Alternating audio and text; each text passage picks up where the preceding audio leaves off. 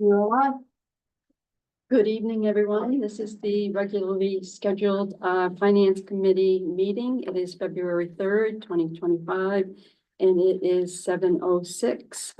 Around the table on the committee tonight, we have Councillor Beck, Councillor Dean, Councillor Fournier, and Councillor Tremble.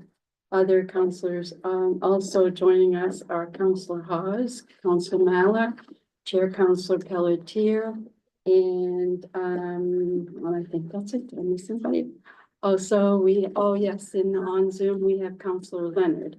Also at the table, we have our finance director with us tonight as well, David Little, and we have a few things on our agenda, starting with bids and purchasing. Thank you. Our first item tonight is for retroactive approval. The Community Connector had an engine failure on one of their buses. It was a 2017 bus. It was a faulty fuel pump, but had gone beyond the warranty period. The Community Connector is primarily funded by FTA, Federal Transit Administration funds, and therefore followed their purchasing guidelines, which are incorporated into our procurement policy, which only requires a formal bid process if the purchase is more than $250,000. Anything between $10,000 and $250,000 is considered a small purchase at the federal level. That is mainly because when you're using federal funding, there is a number of federal provisions that you have to follow if you do a formal bid process. The city can still require one if the finance director chooses to do so, if they believe it's in the best interest of the city. Otherwise, 3 written quotes is enough. In this case, the 3 quotes ranged from $41,000 to $57,000.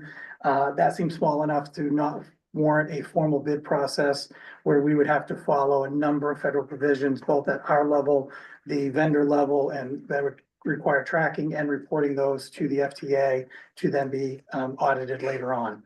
The request is to move forward with a purchase from Freightliner Maine. The engine had to be a Cummins model in order to fit into the bus.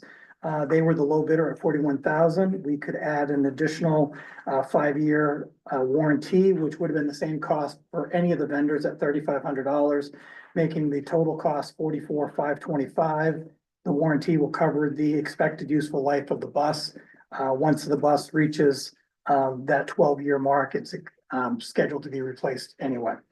So we're looking to move forward with Freightliner Maine for $44,525. Where this is an FTA funded process, it'll be split 80-20, and the 20% local share will come from the Community Connector's preventative maintenance operating budget. Question, Councillor Fournier? Not a question, a motion. A motion, very good. Do I have a second? Second. And is everybody, we don't need to vote on this, right? You just need approval. Need to vote for retroactive approval. Okay, all right, and let's have a vote. Councillor Beck, Yes. Councillor Dean, Yes. Councillor Fournier, Yes. Councillor Tremble, Yes. and I'm a yes. Thank you. Our next item is a request for a sole source purchase. This is related to our Pickering Square parking control systems. Last year, at the completion of the Monty Moose parking lot at the airport, there was new equipment that was installed from Amano, distributed by CTR Maine and Portland. That is who we currently use for most of our parking control systems. They were new machines as you exit the parking lot to allow various types of payment options, online options. You can, the Mobile Go and the Google Pay and all those ones that are beyond me. And they've been working out very well. Customers have been well received with those.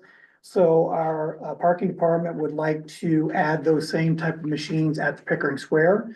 It was in their capital budget to improve some of the revenue control systems down at the parking garage. The quote that came in is $109,438, which is under the $110,000 that was approved. Where this is only replacing the machines to pay on the way out, it's not replacing any of the software or the gates. We needed the same model and company so that all of the system worked together, which is why it's being requested as a sole source. Do I have a motion? You have a question? I have a question. With the video connection to 24/7 customer support, does that mean we can now have the garage open 24/7? Art, you need to come up to the table, please. That's one of the frequent complaints we hear is that the garage hours are not long Well- enough for people. The garage hours are set by the council, not by us. So, I mean, that's in our operating plans, so whatever the council desires. Now, this has been asked before, how long should we keep it open? We're open till 1 a.m. Thursday, Friday, and Saturday nights. And anybody who has a parking pass has 24-hour access. So anybody has a parking pass now. If you want to extend it, of course, there's gonna be payroll involved, security involved. So that's where we're trying to come up, and we had this discussion. We used to be closed at 9 every night, and then we extended it to 1 a.m. to accommodate some of the restaurants and bars downtown. So, Thank you. yeah. No, Park Clements, he's our third party that we have run our parking system for us. Aptly named. Any other questions? Make a motion. Do I have a second? And do we need a roll call on this one? Or just I think just a vote, Just a unless vote. doubted, Okay. I think, is Okay. okay. All right, Counselor Beck, Yes. Counselor Dean, Yes. Counselor Fournier. Yep. Counselor Trimble, Yes. and I'm a yes. Thank you. Thank you. Our next item is also a sole source request. This is from the airport. As part of the connector project that has been ongoing at the airport, it was determined that there is a little building where Verizon Wireless, who's a tenant at the airport, has their equipment. That building needs to move. It is in the way of the new connector project. Under the lease agreement that the Verizon has with the airport, it has been reviewed and it was determined that the city is responsible to pay for the relocation costs of that equipment. Verizon Wireless, because of the sensitivity and the cost of their equipment, will only authorize a particular vendor to move that equipment for them. We received a quote, which is for $130,402. And this includes retrofitting the new site as well as moving the equipment and the materials. The best way to move forward per guidance from the FAA, the Federal Aviation Administration, is that this should all be done prior to the restart of the connector project, where it's not going to be there's no federal funding involved because it is a tenant landlord relationship issue that needs to be resolved. So we're looking for approval to move forward with a contract with Wireless Construction for $130,402 to pay for the relocation of the Verizon Wireless equipment as per our lease agreement requirements. Do I have a motion or are there any questions first? Just a question, just I guess, kind of put in perspective for me, for $130,000 to move this, what does Verizon Wireless pay us as far as their lease? Like, how much money do they pay us a year? I am leaning over toward Jody. Is it $2,000 a month is their lease? Very small. Yeah, so their lease agreement is $2,000 a month. Yes. I guess I question, like, so what are they also providing, are they providing a service to the city, or is it just they're there selling stuff to travelers? My understanding is that is their wireless equipment there, so that people who have Verizon will be able to use their phones when they're in the terminal waiting for planes and embarking and debarking on planes. Is there anything in our lease that would say this is kind of, oops, our bad, but it doesn't make financial sense? I mean, if that's all they're paying us, I just have a hard time eating that kind of cost when it's $2,000 a month. The lease agreement has been reviewed by the legal staff, and it's clear that there's only a couple of situations where we could either pass that cost on to Verizon or decline to pay. And this doesn't meet any of those requirements. We did look into that because we thought the bill was kind of high too. Yeah. Could we use another service? Could we move some of the equipment ourselves for their own IT staff? Verizon was very adamant that it had to be their staff. And based on a thorough review of the lease agreement that is in place, it was clearly, it had to be at our cost. So the only option is that we don't do it, but if we don't move the building, we can't go forward with the connector project. And we can't just, we don't have any exit on the lease with them to say, hey, we're not paying it, and so. You know, 'cause I guess I'm thinking in terms of like a landlord, if they suddenly find out it's gonna cost them $130,000 and their tenant's only paying $1,000 a month. You know, they might just say, forget it, I'll total the building. I mean, I'm not gonna invest that much Yeah. more. And we investigated that because I asked the same question. The lease that was agreed to by the city does not have a termination clause from the city side. Okay, all right. Council Turnbull? Just a question on the allocation of cost. I mean, does it all come out of our airport lease account, or is there a way where it's a requirement that we move this to do the connector project? Can it be allocated the cost of the connector project? Yeah, the expectation is for it'll be, the cost of it will be wrapped into the total. Okay, so we'll be connector paying project. like 5% of this? No, because this will not be federally reimbursed. It's all out of the cities. It'll Oh, be out there's of no the city's federal share. funds and Right. it's all the city. The FAA will not pay for a portion because it's a landlord tenant issue. Okay, that's what I was saying, because, but we can't do the project without, Correct. but they won't pay for that. Can I make a suggestion for future leases? We include an exit clause? Yes. That has been discussed. Okay, Well, it, kind of sounds like we don't have much choice. Not, So, not really. Unfortunately, we're sort of, in a corner here to get this done if we want to continue on with the connector project.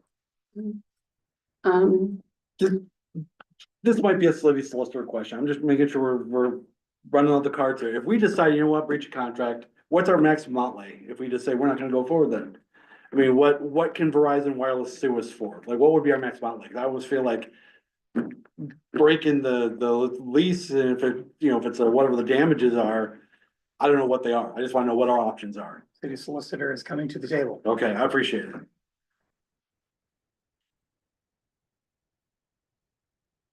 I haven't done an analysis of what the damages would be.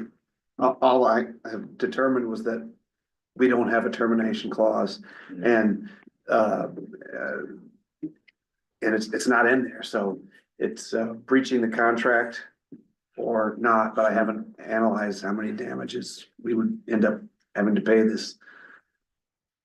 Council Pelletier? Are there any other carriers providing service at the airport, or is Verizon the only one? I believe there are other carriers there. It's just where their equipment is located happens to be where we need to do the construction.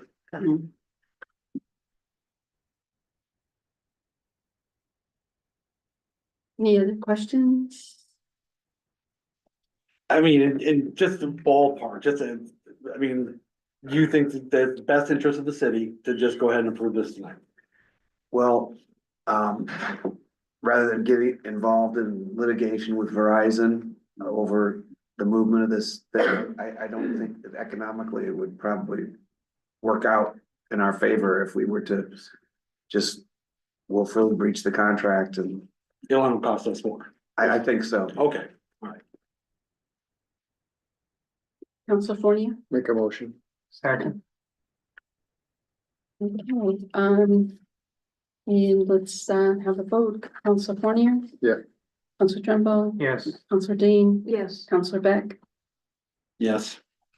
And I'm a yes. Thank you. Thank you. Our next item is also from the airport. This is a request to waive the bid process to install a new fuel control system to meter gasoline and diesel from the airport's fill station. Their existing system, the Card Master reader, is beyond its useful life and is not functioning properly. So this airport staff is looking to install a Petrovend PV200 system. This is the same system that is currently used at our fleet maintenance facility. So it would be a system that two different departments have. They could utilize the fleet maintenance people for troubleshooting, training as well. The Petrovend system also ties into another program that we use, which is called Dossier, which we use for maintenance and vehicle tracking program. So the airport wants to essentially move to the same system that the fleet maintenance used. They did reach out and received quotes from two different suppliers of a Petrovend system. One was Portland Pump with a quote of $29,514 and Gaftech with a quote of $32,500. They did budget $20,000 to replace the fuel system. The extra $9,000 would come from some savings that they had on other capital items. So they're looking for permission to move forward with a contract with Petrovend. For Portland Pump to install a Petrovend metering system at the airport. Any questions, conversation? Do I have a motion? So moved. Second, Looks like we have permission. Do you vote on this? Or we just, Not unless somebody doubts it. Yeah. okay. Yep. Thank you. Thank you. Our next item is also a request to waive the bid process. This is from Public Works. This is a priority replacement item. There is a traffic signal pole and cabinet at the intersection of State Street and Waterworks Road that was struck by a motorist back on Christmas Day. By law, due to the road tracks, we are required to have a working signal in that area. Public Works Department was able to cobble together enough equipment so that there is an operational light there now, but the pole has been compromised. There is a significant amount of lead time to get a new pole ordered and up. And so in order to avoid the extra time of going out to bid, the staff reached out, received some written quotes. They range from 43,000 to 109. But Fraser Signal Technologies at the low bid of 43,000, we've used them before. We're very happy with their service. We anticipate that the cost, the bulk of the cost from this will be received back from the insurance company of the motorists. So the net cost to the city, we expect to be very low, but we do expect that there'll be some minimal costs that won't be covered by the insurance.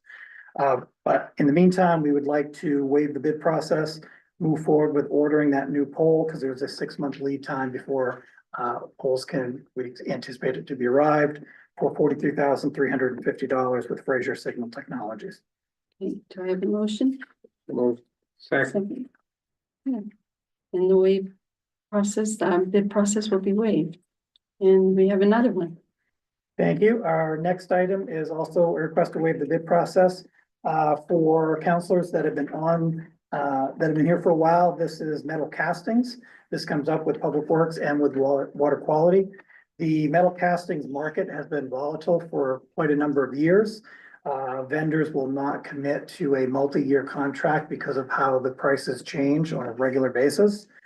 So what we've been doing is we will call 3 suppliers. We will get bids for the anticipated equipment that we will need for the upcoming season. And then we'll lock in a price for that. And that's pretty much the best that we've been able to do the last few years. So Water Quality did call 3 different vendors. They've received prices from 28,000 to 31,000. That will cover about, was it 200? I think it was 230 pieces that we expect to use of manhole covers and risers in the upcoming season. The request is to waive the bid process and move forward with FW Webb for $28,156. And we anticipate that our stock can be delivered in 6 to 8 weeks upon order. Any questions? Yeah. Councilor Tremor? I'm fine with my questions on the process. I understand we went out and got 3 quotes, and it's not an emergency. Why couldn't we have still just bid it for this? What's the reason to waive the bid process? Why don't we just do a 1-year bid for this? We could do a 1-year bid, I guess, but the expectation is there's a limited number of suppliers to begin with. So we call who the local ones are that we typically would get, that would bid anyway. Right, And it saves a lot of staff time and extra administrative work than putting out a bid for a 1-year contract. I would move recommendation. Okay, any other comments, concerns, objections? Okay, so you have the waived bid process waived. Thank you. Our last item is, we actually did go out to bid. This is for new consoles for dispatchers at the police station. The current workstations and consoles that they use are 19 years old. So we went out to bid. We did a needs assessment to try to determine the best way to lay out the office and what type of equipment they would need. So we did receive 5 bids back. They ranged from 94,300 to 143,000. The low bidder, Watson Furniture Group out of Washington, they were the staff met with them. They're very happy with what they proposed. They would like to move forward with the low bidder for 94,248. They did have an approved capital budget of 90,000. The extra 4,000 will just come out of their operating funds. Any questions? Can we include a box of donuts for them making this last 19 years? Tell us squeezing 6 pennies out of a nickel. Just, I'm curious, I noticed the amount of the workstation is 68,000 and the difference is used for what? Total bids for 94, so Oh, I didn't notice that on the bid tab. That is an error. I will get that updated. and send that what's out. the error? The error that the 68,224 is listed as the price with a total price of 94. It should have listed out additional, where you can see, there's some type of line missing on this bid tab, and I missed that when it was prepared. So I will get that updated. If the committee wants to delay until we update that information, I don't think that will cause any significant harm. I'm looking at the police chief, he nodded. So I apologize for that. But if the committee's, whim is to, let's delay this to the next meeting to get a more clear bid tab, that's fine. That was just an oversight on my part. So I think that's a good suggestion. We should see that. Thank you. Okay. As long as we get it done before it hits 20 years. Yes, we will try to do that. So we will table that to the next meeting. Our next item tonight is a recommendation to take possession of a property. This property is at 450 Ohio Street. The city took possession of 450 Ohio Street back in 2017 for unpaid taxes. We sold it through a sealed bid process. The purchaser of the property, Roger Miller, won the bid with $5,001. He was going to rehab the property and then live in it once it was complete. In 2020, Mr. Miller deeded the property to Reality Maine and a corporation that has been since administratively dissolved. And the city has not received we've only received one partial payment toward the taxes since March of 2021. The total amount due to the city between taxes, sewer and stormwater, as well as the vacant building registry, because it is not currently being registered on the registry, is a little over, just under $5,000. It's currently assessed at 44.9, but we don't know if that's the true value because of course we can't get into the property to really assess it. Under the city's mature tax utility lien policy, a group of staff met to discuss the properties that we may need to move forward with taking, focusing on vacant properties, and also in line with the council's directive of trying to find housing units. These are houses that we believe, once we go through the sale process, could get back into the hands of people who either will rehab them or turn them back into some type of housing units. It will take a while, but this is the first step of getting that process started. Because under our new policy and the new law, assuming approval tonight, it'll go to full council for a council order to give us official approval. At that point, staff will go into the property. We will insure the property. We will deal with any personal property that may be left on the property. And then we're required under the new law to give the former owner 90-day notice before we can list the property with our newly contracted residential real estate broker. At that point, it would go on the market and we will go from there as far as a sale, but any sale would come back to the committee and the council for approval once if an offer was made. If the property stays on the market for 12 months without a sale, then we can pull it off the market and sell it through any means that we deem necessary at the time. But again, once the property is sold, any amount above what is due to the city, which is the $4,970 here, plus all of the costs that we would incur in insuring the property, boarding it up, making sure the utilities are covered. Any new tax years that come up with April 1st coming up, if it's not sold by April, which is not going to be, we get to add those taxes on to the final cost, and we get to deduct those from the sale price before we return any additional funds back to the former owner. So the motion includes some pictures in your packet. So the motion here is the recommendation is that we move forward with taking the property for unpaid liens. Do I have a motion? Yes, you have a motion. Second. Any questions or comments? Just a question on it. So with the realty made me administrative dissolved, how does that work with the above and beyond money going back? Like, how does that So work? what we'll require to do under the law is to attempt to notify them at their last known address.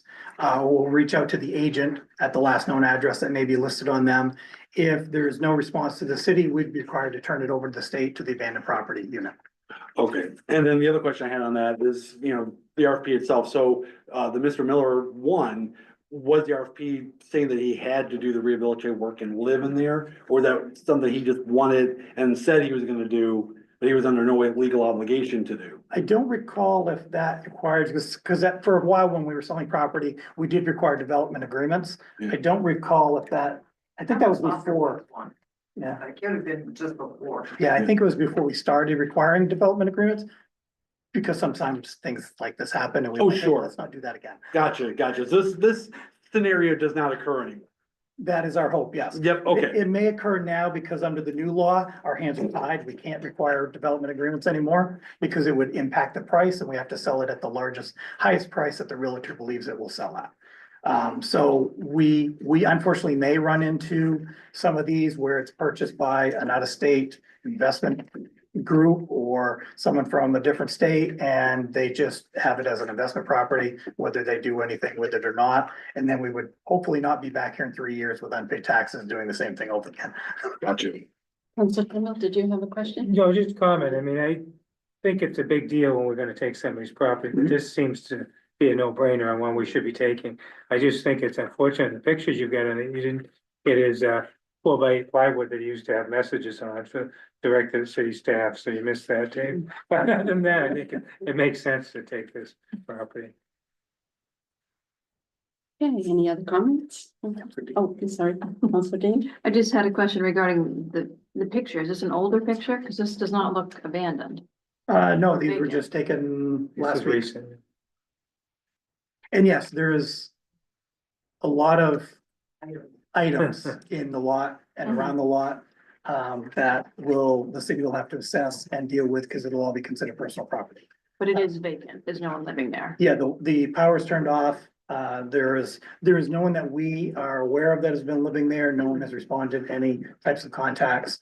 We have confirmed that the power has been shut off, so the property is placarded and is unfit for human habitation. So if anybody's there, they should not be there. Okay. Thank you.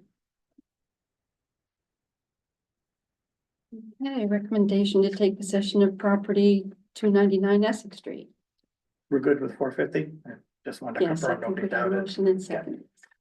So the next one is for 299 Essex Street. Also has some pictures. Again, these are just recent photos. Again, this is placarded. It is empty. The city has not received a payment since 2021. Amount that's currently due is a little over $7,100 between taxes, utility and the vacant property registry. It's currently being assessed at 82.9, but again, until we get a full assessment of the property, we can't say how valid that is. Again, same rules. Once if we get approval tonight and next week, we will reach out to the former owner. We will enter the property, secure insurance, and take care of any personal property, and then get it onto the market as quickly as we can. Do we have a motion? Make a motion. Second. Second. Okay, any questions, comments? Thank you. And the assessors update was gonna get tabled. It'll be a pre-council meeting in lieu of the length of tonight. And city manager is coming up to address the last item for the testimony. Thank you. So on Wednesday afternoon, I believe it's the taxation committee will be having a hearing on Senator Baldacci's bill to increase revenue sharing to 5.5% effective January 1, 2026, and to go to 6% January 1, 2027. For those of you who don't, revenue sharing gets thrown around a lot, and just a quick revenue sharing primer. Revenue sharing is the mechanism by which the state of Maine provides a portion of the broad-based taxes it collects back to municipalities to pay for municipal services. That's actually a reason they created the program. They realized that municipal services could not be fully funded by the property taxpayer, so they established this program. We received, I think this year, $11.1 million, and that $11.1 million we receive in revenue sharing directly reduced the impact to our taxpayers dollar for dollar. So any sort of an increase would be viewed as property tax relief. So my estimate on just a rough number is if this were to pass, it could be about $500,000 a year.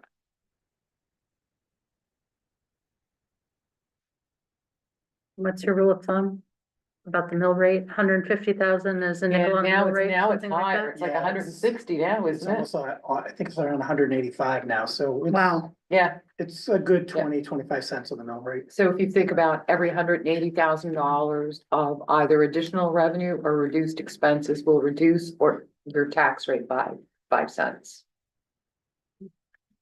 For a motion. Okay, any conversation, questions, concerns? Okay. I have one other ask though. Is there anybody who, we can certainly as staff submit this testimony, but if we ever have testimony that a counselor is particularly interested in submitting, we're happy to put it in the customer's name, Good gracious, it's late. Counselor's name. And either, submit it written or folks have the opportunity to testify. Nowadays, thankfully, you can do it by Zoom if it's something you want to do from home, or obviously go to Augusta. So if there's anybody who has particular interest, just let me know. And I will be sure that you all see the draft testimony before we submit it. Thank you. Is there anything else? If not, I think that we are adjourned at 7:38. He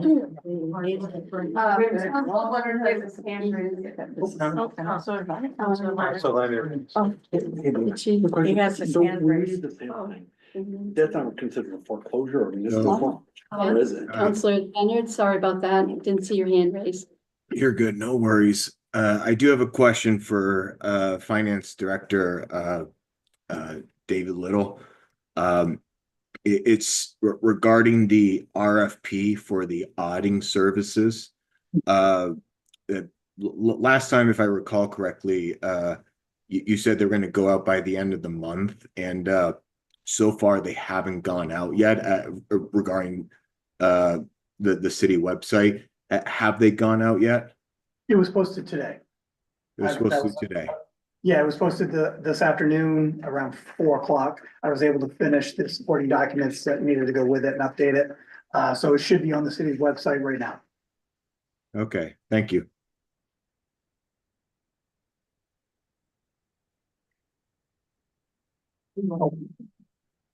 Chief Hathaway would like to come up and explain the item that we proposed to table for next week, the dispatchers workstations. So perhaps we can That was a clear it good up. question, so I can explain it real quick. 68,000 is the cost for the furniture and the consoles. 19 for installation, and the balance is freight. The different companies broke it out differently. That's how we arrived to the 94,000, which is the lowest bid, I thought you had a new accounting system. if that makes sense. I'll make a motion. Second. So we'll approve it as amended. Very good, I appreciate that, thank you. If there's nothing else. Okay. We are adjourned for the second time. Okay. All right.